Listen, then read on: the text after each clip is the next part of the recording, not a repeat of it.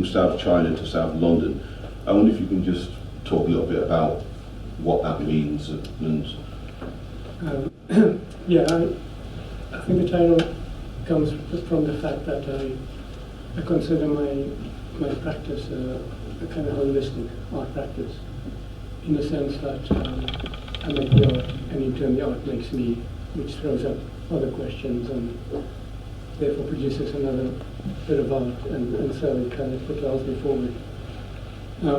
So the South China part is where my grandfather came out of China and eventually ended up in South Africa. And both my father and myself were born in South Africa. So basically it's a kind of journey through fine art practice, and it's still continuing. So that's in a sense what's propelling the work and the title. So you think it's like a series of journeys? Yeah, I mean, I think every piece of work I make is a kind of resting point on that journey. Either a question that's been identified, and I make a point here that there are questions that I'm dealing with. I'm not so much concerned about the answers. I find the questions much more important.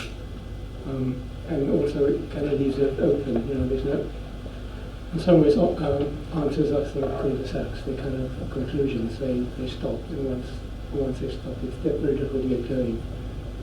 So it's basically identifying what the important questions are for me personally, and then marking that question with a piece of work, which then through the work I grow and reach another position whereby another interesting question would appear, and therefore the next work gets made, etc. So it's a sense of a journey of sort of opportunities and very much leaving it to the practice phase rather than thinking myself through problems.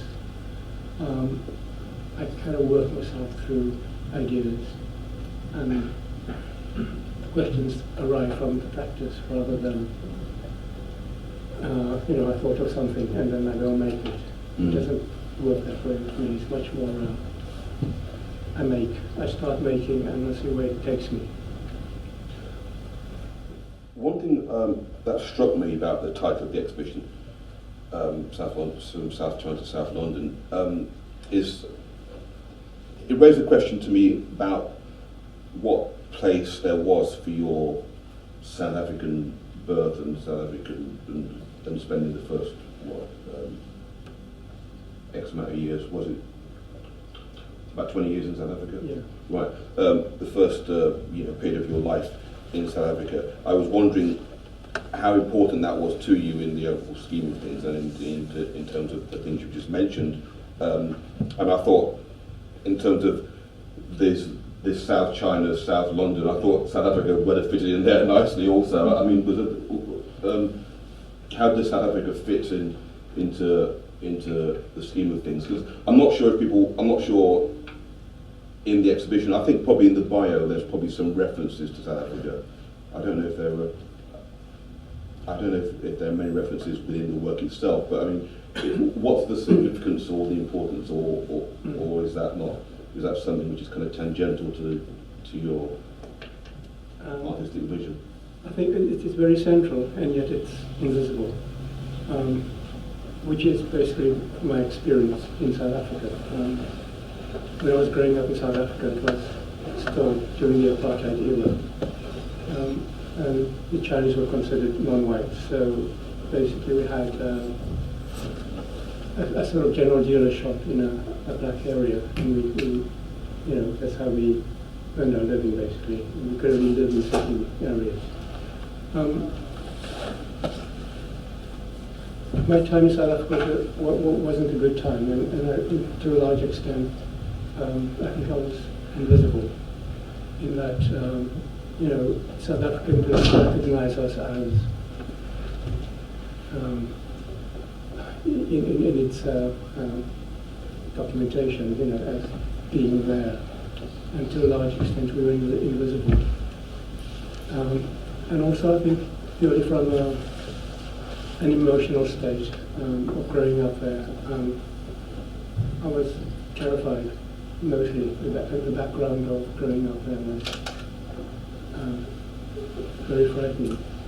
What, in terms of the terrible to violence of the society? Exactly, yeah. And so in terms of, I think psychologically, I didn't really inhabit my body, so I was, in a sense, literally invisible.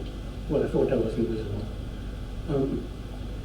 It was only when I came to London, and after about 10 years of being in London, that these traumas of South Africa kind of surfaced, and I then had to deal with, through, well, about 15 years of psychotherapy, through finding that person, that missing person.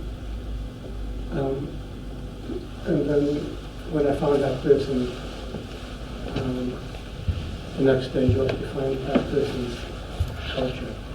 So in a sense, there's a whole part of an earlier life missing from the work here. And yet I think South Africa is central to the work in that it's this idea that you make artwork and you leave presence in inanimate objects, while making. How does one register presence in inanimate objects? And I think that's where the South Africa comes in. I've been told that even some of my most minimalist works have a sense of kind of foreboding, a sense of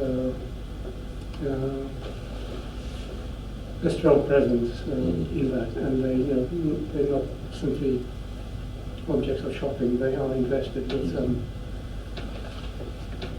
some spirit or other, and I think that's very much a South African part of that. It's in the nature of how it's there rather than explicitly spelled out. Now I know you went to Hong Kong a couple of years ago. Is that right? Yeah. Just out of interest, obviously, this is a kind of a one-word answer in a sense. Do you have any interest in going back to South Africa at all, or is it something you've left behind in an emphatic way? Yeah, I think something very interesting happened when South Africa got its independence. I was here then many years, and I thought that at last, I could embrace my South Africanness, the fact that it's got normalized, the government situation got normalized, the political situation. But I found the opposite was true, in that once South Africa became normalized, I had no shared history with that new South Africa. And it's the old apartheid South Africa that I had this shared history with. So in some ways, it's just another country now. Apart from the fact that geographically, it is Africa. And, I defy anybody who's been to Africa to come away untouched by the land itself. So there are very primal things like the smell of the land, etc., which I still find very, I'm still very attached to. But other than that, my immediate family are all out of South Africa, and they now live in Canada. So, in that sense, I don't have any connection with South Africa. Okay, thanks, Anthony. Thank you for being so open and candid with us. That's it's great to have such frank comments from you, and I'm sure we all appreciate that. Thanks a lot. Thank you.